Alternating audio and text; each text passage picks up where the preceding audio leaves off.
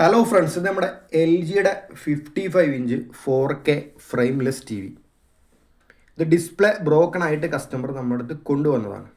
അപ്പോൾ നമ്മൾ അഴിച്ചു നോക്കുന്ന സമയത്ത് ഇതിൽ STയുടെ 55 ഇഞ്ച് ഡിസ്പ്ലേ ആണ് ഇതിനകത്തോട്ട് വരുന്നത്. ഈ ഡിസ്പ്ലേ ഇപ്പോൾ നമുക്ക് മാർക്കറ്റിൽ അവൈലബിൾ അല്ല. അപ്പോൾ നമ്മൾ എന്ത് ചെയ്ത്, മാർക്കറ്റിൽ അവൈലബിൾ ഇല്ല ഡിസ്പ്ലേ നമ്മളിതിൽ ഇൻസ്റ്റാൾ ചെയ്യാൻ വേണ്ടിയിട്ട് മദർ ബോർഡിൽ മോഡിഫിക്കേഷൻ ചെയ്തിട്ട് ഒരു പടാക്കിയൊരു വീഡിയോ ആണ് ചെറിയ ടി വിക്കകത്ത് കാണുന്നത്. മദർ ബോർഡിൽ നേരത്തെയുള്ള ഡിസ്പ്ലേ ഡബിൾ LVDS മദർ ബോർഡിൽ ഡയറക്റ്റ് കണക്ട് ചെയ്യുന്ന ടൈപ്പാണ്.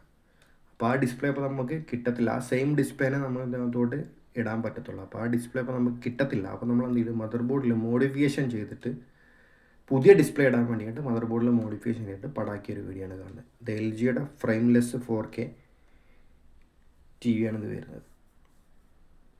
അപ്പോൾ നമ്മൾ മദർ ബോർഡിൽ മോഡിഫിക്കേഷനൊക്കെ കഴിഞ്ഞിട്ട് പക്കായിട്ട് പടായ ഒരു വീഡിയോ ആണ് ചെറിയ കുഞ്ഞു ടി വിക്കകത്ത് കാണുന്നത്. അങ്ങനെ നമ്മൾ പുതിയ ഡിസ്പ്ലേ ഇൻസ്റ്റാൾ ചെയ്തു. AEO എന്നുള്ളൊരു ബ്രാൻഡിൻ്റെ 6+6 4K ഡിസ്പ്ലേ ആണ് നമ്മൾ ഇതിനകത്തോട്ട് ഇൻസ്റ്റാൾ ചെയ്തിട്ടുള്ളത്.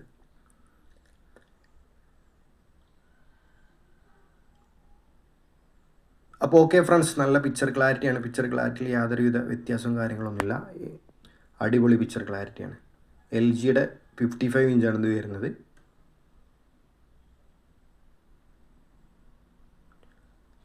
അപ്പോൾ ഓക്കെ ഫ്രണ്ട്സ്, താങ്ക് യു.